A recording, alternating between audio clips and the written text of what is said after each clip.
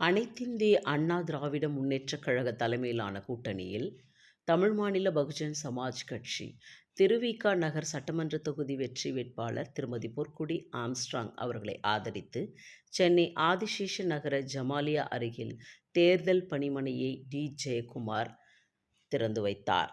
அவர்களுடன் முகுந்தன் கோபால், திருவிக நகர் வடக்கு பகுதி கழக செயலாளர் எம். பி. பரமகுரு, திருவிக நகர் தெற்கு பகுதி கழக செயலாளர் எஸ். அறிவழகன், 74 வடக்கு வட்ட கழக செயலாளர் பி. கோபிநாத், 74 தெற்கு வட்ட கழக செயலாளர், தமிழ் மாநில பகுஜன் சமாஜ் கட்சி மாநில தலைவர் மைக்கேல் தாஸ், துணை பொதுச் செயலாளர்கள் வழக்கறிஞர் சந்தியூர் ஆர். ராசா பார்த்திபன், வழக்கறிஞர் மார்க்ஸ் ரவீந்திரன், தலைமை நிலை செயலாளர் முத்துகிருஷ்ணன், மாநில செயலாளர் நேஷனல் பாக்சர் ஜி. திரு, மாநில செயலாளர் சமூக சேவகர் ராபர்ட், மத்திய சென்னை மாவட்ட தலைவர் நிர்மல், வடசென்னை மாவட்ட தலைவர் ஜெர்மன் உதயா உடனிருந்தனர்.